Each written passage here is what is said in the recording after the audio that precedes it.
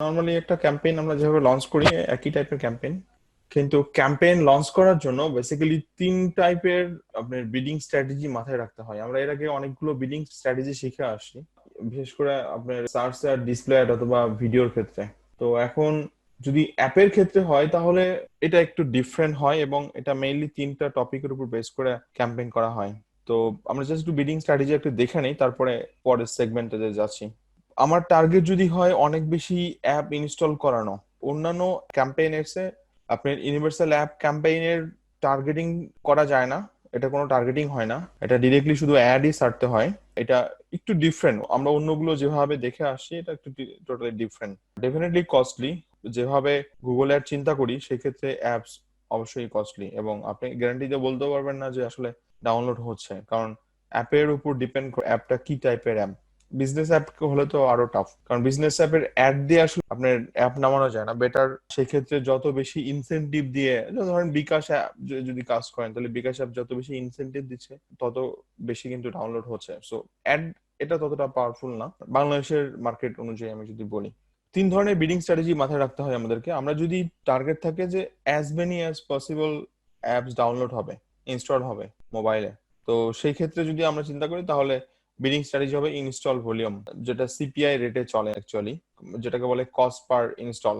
একটু মাথায় রাখবেন যে যখন আপনি ইনস্টল ভলিউমটা সিলেক্ট করবেন তখন বাজেটটা, ধরেন আপনার প্রতি অ্যাপের জন্য আপনি চিন্তা করলেন প্রতি অ্যাপের জন্য ইনস্টলেশনের জন্য $1 খরচ করবেন, তাহলে আপনার মিনিমাম বাজেট হওয়া উচিত $50, কারণ এটা আপনার almost 50 Times greater than your target CPI.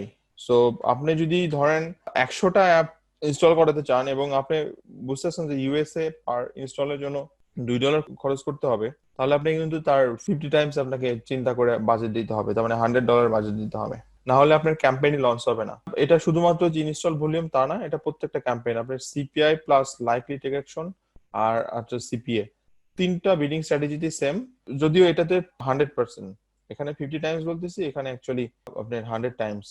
তো আমরা বলতেছিলাম যে সিপিআই যদি ইনস্টল বাড়াতে চাই, বাট একই সাথে আমার এমন হতে পারে আপনাদের কোনো কোনো ক্যাম্পেইনের গোল হতেই পারে যে আমি আমার অ্যাপে ইনস্টল করাতে চাই এবং কোনো একটা টাইপের অ্যাকশন নেওয়াতে চাই। তো ধরেন আপনি একটা ই কমার্সে কাজ করতেছেন, ধরেন ইভ্যালি রিসেন্টলি স্টার্ট হলো, তো আপনি ওদের বিজনেসের অ্যাপস এর অ্যাড দিচ্ছেন, অ্যাপস ইনস্টল হবে এবং সেই সাথে একটা প্রোডাক্ট কিনবে, আপনি হয়তো ডিসকাউন্ট দিচ্ছেন।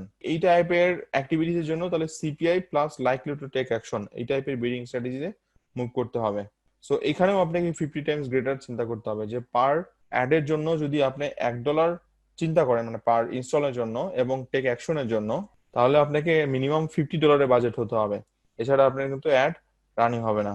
আর লাস্ট ওয়ান হচ্ছে in app action. In app action মানে অলরেডি মোবাইলে ইনস্টল করা আছে, দেন সেইগুলোর ধরেন পার্সেস, আপনার প্রোডাক্টের পার্সেস বাড়াতে চান, অথবা যদি গেম অ্যাপ হয় তাহলে বিভিন্ন টাইপের লেভেল আপ হতে পারে, বিশেষ করে গেমে কিন্তু এটা বেশি হয়। তো সেই ক্ষেত্রে ওই সমস্ত অ্যাপ আমরা যদি টার্গেট অথবা গোল সেট আপ করি তাহলে ইন অ্যাপ অ্যাকশনের থ্রুতে এই বিডিং স্ট্র্যাটেজি আমাদের অ্যাড রান করতে হবে। এটা 10 টাইমস, 10 টাইমস বলতে আপনার, কারণ ডেফিনেটলি সিপিএ রেট তো বেশি হবে, খুব সহজেই বুঝতে যে আমার পার অ্যাকশন করাতে হলে $5 কস্টিং হবে, তো এটা 10 টাইমস আপনার অলমোস্ট $50 বাজেট করতে হবে, যে 5টা সেল চাইবো যেটা খরচ পড়বে $50, এটা আপনি আগে থেকেই সিপিআই চিন্তা করে নিচ্ছেন। সো এই হলো তিনটা বিডিং স্ট্র্যাটেজি। সো আমরা এর আগে যতগুলো দেখে আসি ক্যাম্পেইন, সার্চ বলেন, ডিসপ্লে বলেন, ইউটিউব বলেন, জিমেল বলেন, যেটাই বলেন না কেন, ইভেন শপিং এও অলমোস্ট সেম বিডিং স্ট্র্যাটেজি যেটা আমরা উপরে দেখে আসছি, এই যে এখানে যে বিডিং স্ট্র্যাটেজি দেখে আসছি ওইগুলোই ম্যানুয়াল অথবা আপনার অটোমেটেড, এবং সেটার মধ্যে ডিফারেন্স কিন্তু অ্যাপেরটা একটু ডিফারেন্ট। এবং অ্যাপের একটা ড্রব্যাকস যদি বলি, ড্রব্যাকস হলো অ্যাপের কোনো টার্গেটিং করা যায় না। আমরা অন্যান্য অ্যাডের ক্ষেত্রে টার্গেটিং করতে পারি, কি টার্গেটিং করতে পারি, ধরেন আপনি মেল ফিমেল তার মানে অডিয়েন্স টার্গেট করতে পারি, ডেমোগ্রাফিক জিওগ্রাফিক তো ডেফিনেটলি এতে করা যায়, কিন্তু আমরা কোনো ইয়ার টার্গেটিং করতে পারি না। সো আমরা একটু ডিটেলসে যাই।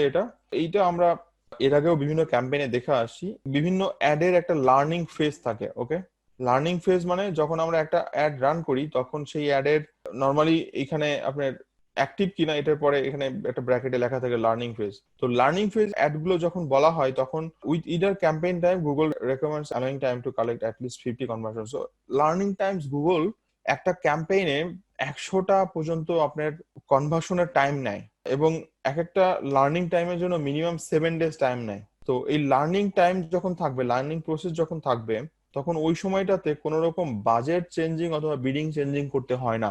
যদি অ্যাকশন টাইপের অ্যাড হয়, তার মানে কনভার্সন করাতে চাই, অ্যাপ ইনস্টল করাতে চাই, অথবা রেজিস্ট্রেশন ফর্ম ফিল আপ করাতে চাই, তো সেই ক্ষেত্রে আপনি দেখবেন যে এই পাশে ব্র্যাকেটে লার্নিং নামে একটা অপশন আছে। সো এই ক্ষেত্রে কনভার্সন লাগবে 100, এবং সেই সাথে আপনার মিনিমাম 7 ডেজ এর ক্যাম্পেইন হতে হবে। তারপরে আপনি পরবর্তীতে বাজেট অথবা বিডিং চেঞ্জ করেন, তাহলে কোনো সমস্যা নেই। আপনি যদি এর মধ্যে চেঞ্জ করেন, তাহলে গুগল অ্যাভেলেবল ডাটা পাবে না আপনার অ্যাডটাকে অপটিমাইজ করার জন্য। সো এটা অ্যাপের জন্য হয়তো বেশি ভাবে বলা হয়।